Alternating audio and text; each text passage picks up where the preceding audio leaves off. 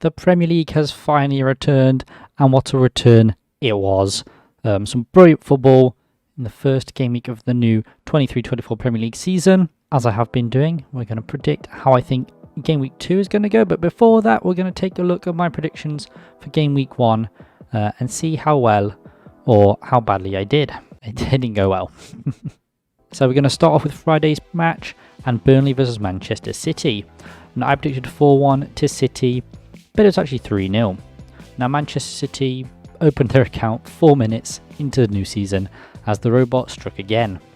I don't think that was ever in doubt. It was dominant from City, as to be expected, but Burnley played well to be fair and actually challenged City a few times. They actually went on the attack as well.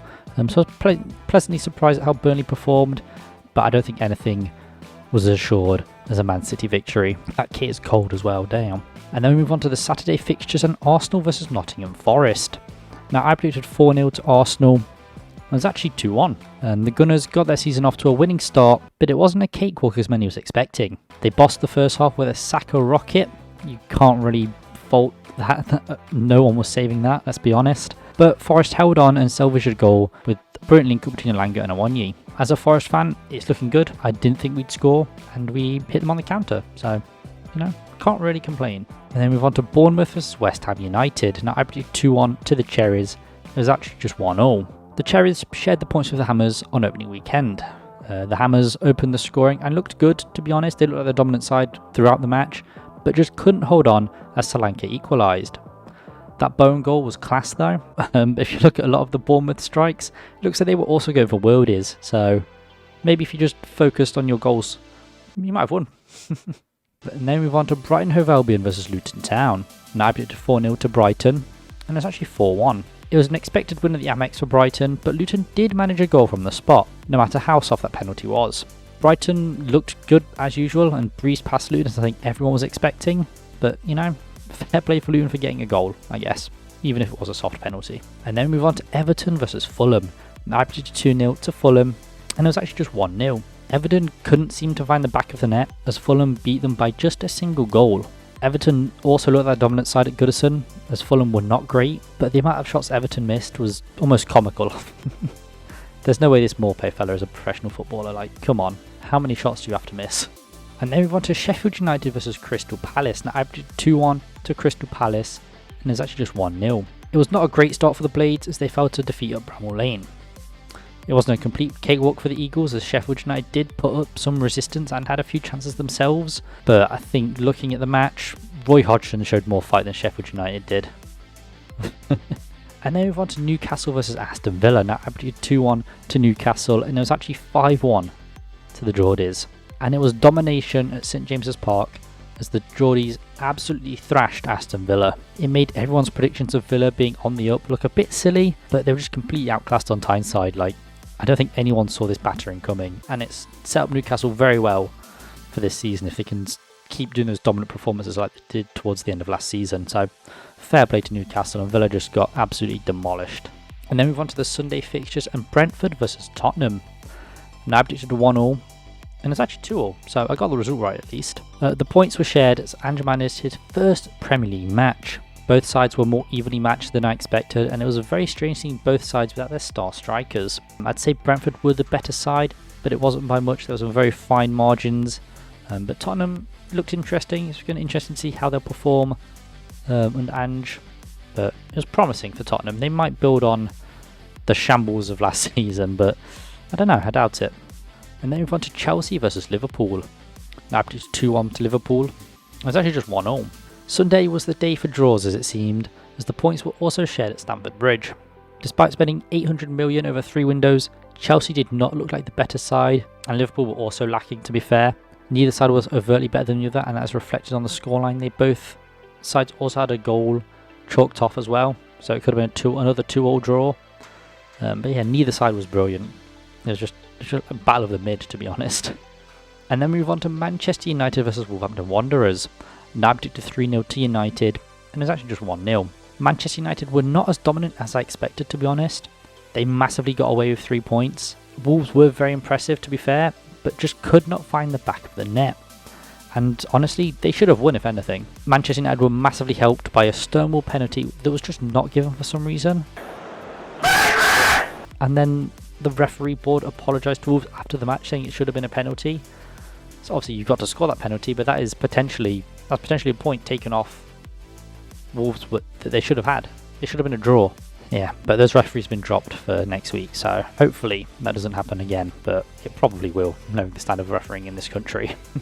But yeah, as you can see, I didn't get a single prediction right, but I did get the outcomes correct for most of the matches, so we'll take that, I guess. But hopefully, going into game week 2, we can do a bit better and get at least one prediction correct. I hope so. Okay, and now we're going to jump in to the Game Week 2 predictions, and we're going to start off with the Friday fixture of Nottingham Forest versus Sheffield United, and if I could get any prediction right, it would be this one. Forest returned to their Fortress of the City ground, in which they claimed most of their points last season, coming off of a not too terrible loss to the Gunners. Sheffield United are also coming off of a loss to Crystal Palace, where they performed pretty well to be fair, so each side will be looking to get some points on the board for the season. Nottingham Forest showed their attacking potential as Elanga and Awoniyi combined to slot past Arsenal, and have shown how potent Forest can be in attack. They can definitely hit on the counter, and we saw that in full force here. Sheffield United don't really have that same attacking threat from what I've seen, especially after losing their biggest attacking threat in the summer. They have signed Gustavo Hamer, so it's going to be interesting to see how he slots into this Sheffield United side. He's a very, very good midfielder, so very interesting to see what he does to this Sheffield United side. But anyway, I'm going to say 2-0 to Nottingham Forest. As I mentioned earlier, the City ground was where Forest picked up a majority of their points last season, and also where they scored a majority of their goals, and I do see that continuing this season. The Blades didn't show much attacking threat in their previous clash, and despite signing Hamer, I don't see that changing at all. Forest look like the more dangerous side of the two. They'll be at home with the City ground crowd on their side, so I can only really see Nottingham Forest winning this clash. But we shouldn't take that for granted, because we did last season and it cost us. And then move on to the Saturday fixtures and Liverpool versus Bournemouth. Now last time this clash happened at Anfield, the Cherries were battered 9-0. But Parker is long gone, and I think under Areola, Bournemouth won't concede as much. Liverpool didn't look brilliant against Chelsea, and their defence was exploited on multiple occasions. They definitely need a centre-back. Now I can see Bournemouth looking to do a similar thing with the attack-minded style they play under Areola. Liverpool have almost completely revamped their midfield, and they do look good, but there's definitely some work that needs to be done with the current setup. It's not working too well at the moment. I think they could go in for another player, maybe a holding midfielder of some sort, but they definitely need someone in that midfield to hold it down. But it is early days to be fair, so they may grow into that role. I'm going to say 3-1 to Liverpool. I do think Liverpool will win at Anfield, but Bournemouth won't make it easy for them, and definitely not as easy as the last time they visited. We saw how West Ham could break through Bournemouth, and I'm sure Liverpool will have that same or an even more lethal cutting edge when it comes to pressing this side, because they didn't look brilliant against West Ham, and Liverpool are definitely a step above West Ham. Bournemouth also have a pretty solid attack though, which will cause Liverpool some problems, especially if they defend like they did against Chelsea, but I think those defensive issues will be covered up by Liverpool's potent attacking force. They're still very deadly despite the departure of Firmino, and I don't think Liverpool will lose to Bournemouth, to be honest, because Bournemouth, they're not there yet. They're not at their most potent yet. They could be a lot better. So yeah, I think Liverpool have got this in the bag, but I do think they'll concede as well. And then move on to Wolverhampton Wanderers versus Brighton. Now Wolves host Brighton in what should be an interesting match after last week's performances. Not so much on Brighton's end, to be fair. They cruised past Luton as was expected, but Wolves really impressed and could have beat United if they had their finishing boots on. Brighton are a very well-drilled squad under De Zerbi and will make it tough for Wolves to get anything from this match. They've carried their good form from last season and look to continue competing strongly this season as well. Wolves under O'Neill did look better than under Lopetegui, to be fair, but once again could not score goals, and I see this being an issue that will continue to plague them throughout the season. However, saying that, I'm going to go 2-1 to Brighton. I do think Wolves will manage to score a goal here, but I can't see them overcoming this Brighton side, even at home. Wolves were very decent defensively at Old Trafford, and I'm sure they'll keep Brighton out for the most part. I do see the Seagulls being able to make their way through in the West Midlands. Moving Sarabia further up the field looks to be a smart move from Wolves, as he looked pretty good against United and provides some useful attacking threat that Wolves desperately needed. I wouldn't be surprised if he was the one to score here, to be honest. I think out of all the Wolves players, he looked like the most likely to score. So moving him upfield, solid move from Wolves, and he's a good player, to be fair.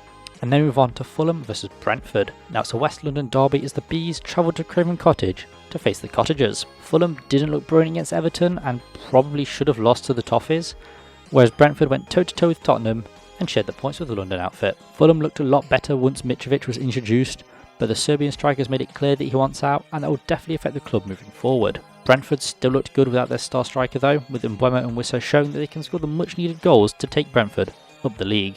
I'm going to say 1-0 to Brentford. I think Brentford will just win it here. Fulham weren't inspiring when they played Everton, and Brentford looked like a much better side than the Toffees. I don't think anyone would argue with that. The aforementioned Mbeumo and Wissa will cause Fulham a lot of problems, especially as they look a lot more clinical, so Leno's got to be on his best behaviour, his best form, to keep out Brentford. Both sides are good at the back, and despite Rice's departure, Flecken didn't look too bad in the Brentford net, and he's definitely going to grow into the role. And then move on to Tottenham versus Manchester United. Manchester United travelled to the Tottenham Hotspur Stadium to take on Spurs. Shocking, I know. Tottenham without Kane up top do look strange, but they've shown that they can still score some goals, and the football Ange plays looks good in the small glimpses we've seen. Manchester United on the other hand did not look as great, to be honest. As I've said before, I think they got lucky against Wolves. The refs definitely helped that result. And with Spurs showing they've been more clinical than Wolves, United could be in trouble. They'll have to pay off another set of referees, I guess. I'm going to say 2-1 to Tottenham. I think Spurs can grab a shock win over United. James Maddison looked brilliant against Brentford and will be a big player for Spurs in this coming season, there's no doubt about that. Manchester United looked very rusty against Wolves and also looked to be missing their shooting boots too. A lot of chances went missing that first game week, let me tell you. If United perform like they did last week while they were at home, I can see Spurs taking the game to them and coming out on top, to be honest. The Manchester United side did not inspire a lot of confidence. So yeah, I think Tottenham will grab a shock win over United. And I say shock because United are a side that are on the up, and Tottenham, they're just kind of mid at the moment. So I think that would be a shock result. And then move on to Manchester City versus Newcastle United in El Oilico. As Newcastle travel to the Etihad to face Man City. Both sides got off to great starts as City eased past Burnley while Newcastle absolutely thrashed Aston Villa. Unfortunately for City though, it looks like they'll be without De Bruyne, which will be a big loss for them. Although this could be Pep mind games and he'll be back in the starting lineup come Saturday. Who knows? Newcastle United looked brilliant with Isak cooking and looking very, very dangerous. I do think that City will look less potent with De Bruyne out. But they're still a very strong attacking side and will no doubt cause Newcastle a whole host of problems. I'm going to say 3-2 to City. I can see Newcastle United keeping pace with Manchester City, but I do see the Citizens ultimately coming out on top despite De Bruyne being out. Newcastle are definitely a side that are on the up and definitely bringing that top 6, more of a top 7 group for sure. They've got the backing for it, they've got the performances to back that up as well, so they're definitely on the up. They have a very solid side with the ability to keep pace with some of the top sides. But City are different gravy though. They still look phenomenal despite the departures they've seen in the summer. And then we move on to the Sunday fixtures and Aston Villa versus Everton. Now Emery's Villains host the Toffees at Villa Park after getting battered by Newcastle. I don't think Villa really need to worry about getting battered by Everton though, like, come on, it's Everton. They can't batter anything. It was an unexpected result for Aston Villa as it also saw Tyrone Mings unfortunately getting stretchered off, but Pau Torres came on in his place and looked fairly solid anyway. Villa have definitely strengthened their squad over the summer, but it does take time for things to click. They might just be in that bedding in phase. Everton haven't been too active in the window and also cannot score a goal to save their lives. So I'm going to say 2-0 to Aston Villa. I do see Villa cruising to victory in Birmingham. Everton, while showing some threat against Fulham, did not take their chances, but neither did Fulham to be fair. Villa will not have that issue though, with Diaby already off the mark and Watkins also looking sharp against the Magpies. And while he didn't score, it's not going to be long till he finds the back of the net. I think it's just a matter of time for him to open his account, and this is probably the game to do it, to be honest. Yeah, I can't see Everton offering much in attacking threat. They're just going to try and defend. But Aston Villa, they'll find their way through. They always do. And then we move on to West Ham United versus Chelsea. It's another London derby as Chelsea travel to the Olympic Stadium to face the Hammers. West Ham looked decent against Bournemouth, but had to settle for sharing the points on the coast. Chelsea also drew in their clash against Liverpool, but they could have won it, to be fair. Like, they had a goal chalked off, Liverpool had a goal chalked off. Could have been a different game, to be fair. West Ham have recently announced the signing of James Ward-Prowse, but I can't really see him having an immediate impact, and I doubt he starts his match too. I don't think he's that good of a player, to be honest. Really just a free kick merchant, let's be honest. Chelsea have also been active, finally signing Caicedo and working on Lavia too, as well as Olise. Like, come on Chelsea, save some players for the rest of us. But I don't think either of these players will be involved in this clash. Maybe off the bench, but I can't see them starting. I'm going to say 2-1 to Chelsea. I think Chelsea will win this clash. From what I've seen, West Ham looked decent, but Chelsea will play a different type of football than Bournemouth and will have a more solid backline as well. So it won't be easy for West Ham to cut through like they did against the Cherries. Chelsea have that goal scoring quality, and maybe not 800 million quality, but quality nonetheless. I do think Chelsea will edge this one though, but you should for the amount of money you spent. Fucking hell. And finally, the Monday fixture of Crystal Palace versus Arsenal. And we round off this week of Premier League matches with another London derby. Both sides claimed the 3 points on their opening weekend, but neither side did it comfortably.